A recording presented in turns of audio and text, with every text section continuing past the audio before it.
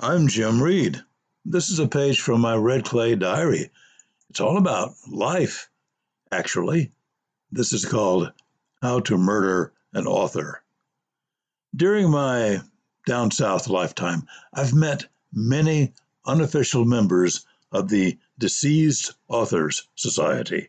These are people who long ago abandoned their hopes of becoming writers, people whose earliest bursts of inspiration were tamped down by well-meaning tutors. Here's an example.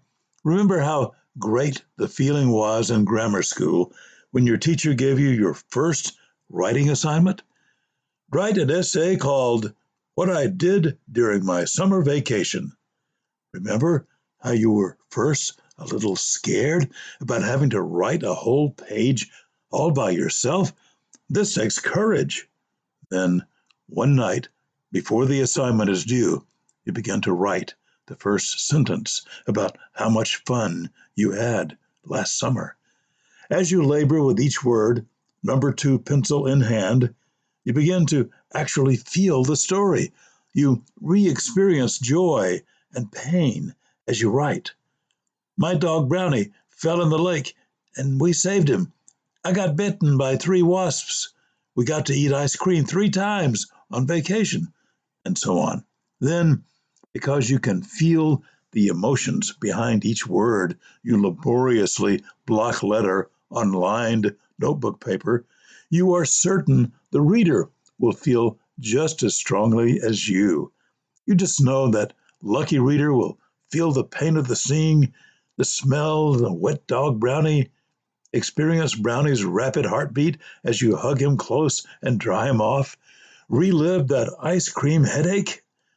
You at last finish the assignment, neatly recopied, hoping that you spelled everything correctly, though you can't figure out how to spell kaopectate. Next morning, you beam as you hand in your paper, knowing that this is going to be a great year, a year in which your thoughts and adventures will be recognized and appreciated. What actually happens is you get the paper back the next day with red marks all over it. You misspelled kaopectate. You forgot to put a period at the end of the second sentence. You failed to indent at the first paragraph. One sentence was missing a verb, and so on. After you read the red marks 6 or 7 times, you go back over everything to see if your teacher wrote anything on the front or back of the paper about your experience. Did the teacher feel the wasp? Did the teacher laugh and sympathize with poor, wet Brownie? Did those wasp stings make teacher recall childhood? No sign of anything but red marks.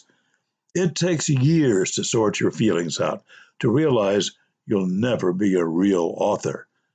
And back then, the next time your teacher is about to hand out an assignment, you get a funny feeling in your stomach. Vertical lines appear between your eyebrows, and you begin to dread opening yourself up by writing down your joys and sorrows, just to have them ignored and instead red marked. You might have wound up like the other adults I meet. Quote, well, I don't keep a diary or write stories. I'm just not good at writing. I could never do that. Close quote. As members of the Deceased Authors Society, they will never share their stories, never view their own experiences as being worthwhile. These stories often have happier endings. Once grown and seasoned, many of us would-be writers develop a get out of writer's block free attitude. We awaken to the idea that there are no longer any teachers or red mark advocates hovering about. As members of the Deceased Authors Society cast away their shackles, some of them blossom into full speed ahead writers who, each day, work hard to make up for lost time. Next time you meet an author, ask about those red mark memories. See what hoops they had to jump through in order to get on with it. In my case, I can't stop writing. When I look back at those perceived barriers, I think, what barriers? I don't have time for barriers. Watch out. Next story starts as soon as I sharpen my number 2 pencil.